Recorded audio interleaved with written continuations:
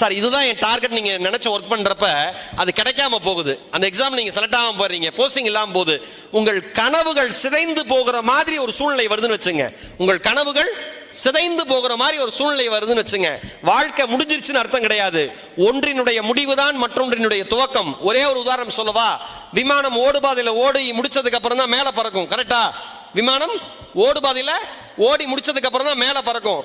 விமானம் ரன்வேல போகுது, ரன்வே முடியுது, ஐயோ ரன்வே முடிஞ்சிருச்சேன்னு பைலட் கவலைப்பட்டாருன்னு வச்சுங்க.